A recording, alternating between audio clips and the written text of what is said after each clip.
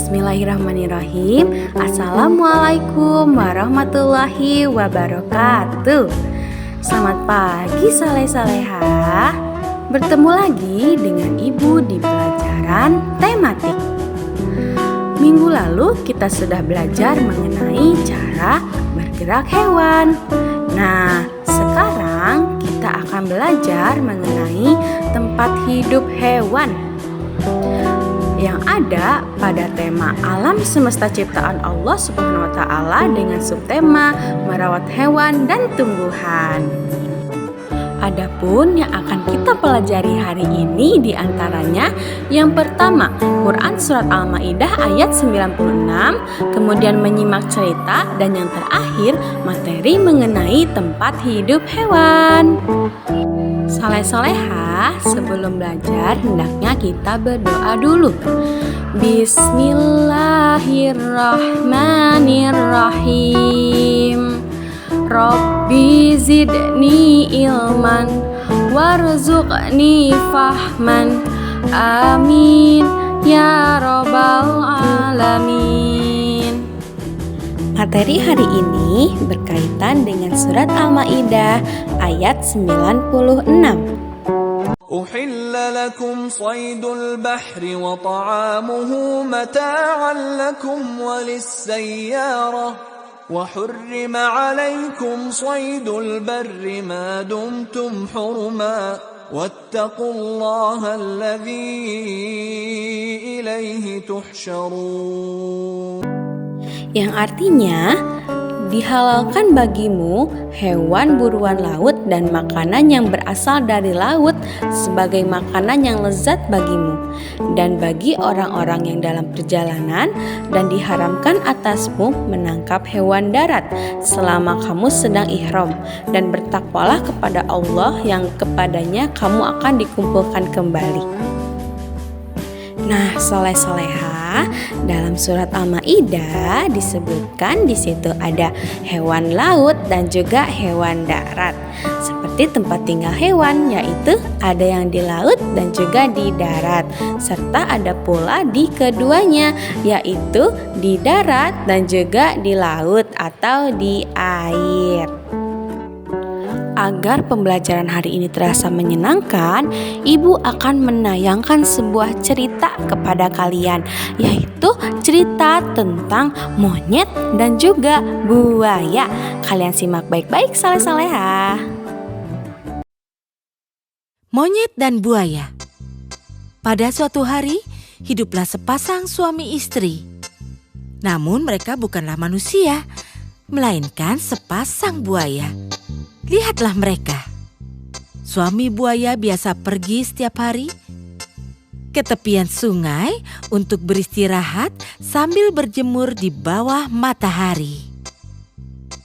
Di tepian sungai ada banyak pohon mangga. Dan pada musim mangga, pohon mangga itu penuh dengan mangga yang matang dan besar. Monyet yang tinggal di pohon sering datang setiap hari untuk memakan mangga matang yang lezat. Monyet dan buaya sering bertemu setiap hari.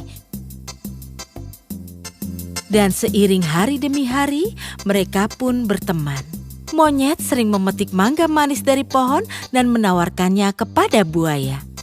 Buaya pun akhirnya bisa menikmati mangga yang lezat. Suatu hari monyet memberi buaya lebih banyak mangga dan dia berkata, "Bawa ini pada istrimu, aku yakin dia akan menyukainya." Buaya pun membawa pulang mangga untuk istrinya. Istri buaya sangat senang melihat suaminya membawakan mangga. Dia merasakan bahwa mangga itu sangat nikmat. Tapi si istri buaya memiliki pikiran yang jahat. Dia berpikir bahwa bila monyet memakan mangga yang lezat setiap hari, tentu saja jantungnya pun juga akan terasa lezat bila dimakan. Dia kemudian mengatakan yang dia pikirkan kepada suaminya, dan suaminya pun sangat marah. "Kau payah, monyet adalah kawan baikku. Jangan berani-beraninya kau punya pemikiran jahat itu dalam kepalamu." Tapi istri buaya amat keras kepala. Dia lalu berhenti makan dan tidak mau menyentuh satu makanan pun ke dalam mulutnya. Dia tidak ingin berkompromi. "Yang kuinginkan hanyalah jantung monyet, dan aku ingin kau membawakannya padaku." Akhirnya suaminya mengalah dan memutuskan melakukan keinginan istrinya. Dengan sedih dia berjalan ke tepi sungai. Kini dia harus terpaksa berbohong kepada monyet. Karena dia tahu monyet tidak akan datang bila dia mengatakan yang sejujurnya. Suami buaya bilang, Istriku sangat menyukai mangga lezat yang kau berikan padanya. Jadi kini dia ingin mengundangmu ke rumah kami untuk makan siang. monyet tidak tahu mengenai rencana jahat ini dan dia menerima undangannya. Monyet melompat ke punggung buaya dan mereka pun segera berangkat.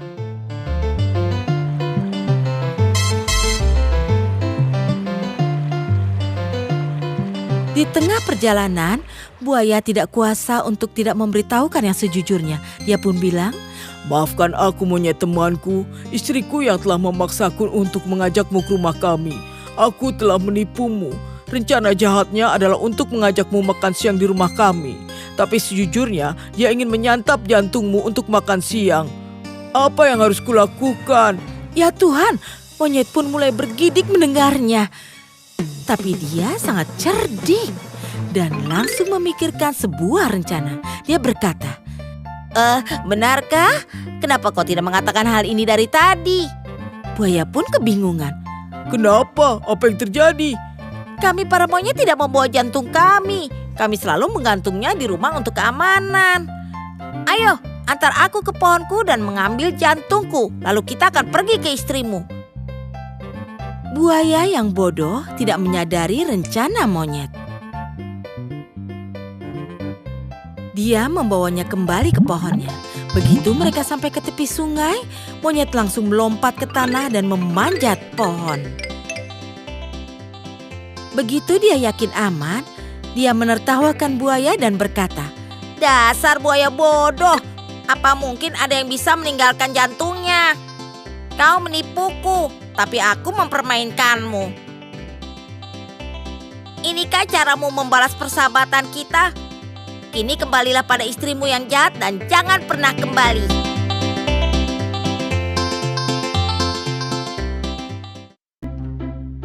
Nah, soleh-soleha, dalam cerita yang sudah ibu tayangkan tadi, coba apa sih kesimpulan atau pelajaran yang dapat kita ambil dalam cerita tadi? Kita simpulkan bersama-sama ya. Dalam cerita tadi dapat kita simpulkan bahwa monyet memiliki sifat yang sangat cerdik, sedangkan buaya itu bersifat pengkhianat karena buaya sudah mengkhianati persahabatannya dengan monyet. Juga istrinya buaya yang dimana dia sangat egois karena dia sangat ingin sekali memakan jantungnya monyet. Nah, selain itu, di situ pun ada sebuah materi, yaitu tempat hidup antara buaya dan juga monyet. Coba, monyet itu hidupnya di darat atau di air ya? Betul sekali, monyet itu hidupnya di darat, sedangkan buaya hidupnya di air. Nah, soleh-soleha, berikut ini adalah tempat hidup hewan. Tempat hidup hewan atau habitat hewan bermacam-macam ya soleh-soleha. Ada yang hidup di darat, di air, dan di dua tempat, yaitu di darat dan juga di air. Berikut ini ciri-ciri hewan yang hidup di darat. Yang pertama, mereka bernafas dengan paru-paru, kemudian menggunakan hidung untuk bernafas. Menghabiskan hampir seluruh hidupnya di darat. Dan yang terakhir, mereka memiliki 2 kaki atau memiliki 4 kaki. Kira-kira hewan apa ya soleh-soleha yang ciri-cirinya seperti yang sudah ibu sebutkan tadi? Ya, betul. Hewan itu adalah sapi, ayam, bebek, kuda, harimau, dan juga lainnya. Good job. Nah, sekarang kita akan membahas hewan yang hidup di air. Hewan yang hidup di air memiliki ciri-ciri sebagai berikut. Mereka bernafas dengan insang, kecuali paus dan lumba-lumba karena mereka adalah mamalia. Yang kedua, menghabiskan seluruh hidupnya berada dalam air. Dan yang ketiga, memiliki sepasang sirip, juga ekor untuk berenang. Nah, sekarang coba kira-kira hewan apa ya yang sesuai dengan ciri-ciri tadi? Ya, betul, ikan. Kalian hebat sekali, pintar. Nah, soleh-soleha, sekarang adalah ciri-ciri hewan yang terakhir, yaitu hewan yang dapat hidup di darat maupun di air. Coba kira-kira hewan apa ya yang bisa hidup di darat maupun di dalam air? Ya, betul, jawabannya adalah katak. Katak merupakan salah satu hewan yang hidup di darat dan juga di air. Dan dia memiliki ciri-ciri sebagai berikut. Menghabiskan hidupnya di darat maupun di air. Saat bertelur di dalam air. Setelah telurnya menetas, maka telurnya itu dinamakan berudruk, atau kita sebut itu dengan kecebong. Dan kecebong itu akan hidup di dalam air dan bernafas dengan insang. Kemudian setelah tumbuh menjadi katak, maka akan hidup di darat dan bernafas dengan paru-paru. Coba sekarang kira-kira kalian bisa nggak ya menyebutkan hewan yang dapat hidup di dua tempat, yaitu di darat dan di air? Kita tutup pembelajaran kita hari ini dengan ucapan Alhamdulillahirabbil alamin. Nah, hari ini kita sudah belajar mengenai Quran Surat Al-Ma'idah ayat 96. Juga kita sudah belajar mengenai tempat hidup hewan. Tempat hidup hewan itu diantaranya ada di darat, di air, serta di keduanya, yaitu di darat dan juga di air. Sekarang saatnya kalian mengerjakan tugas.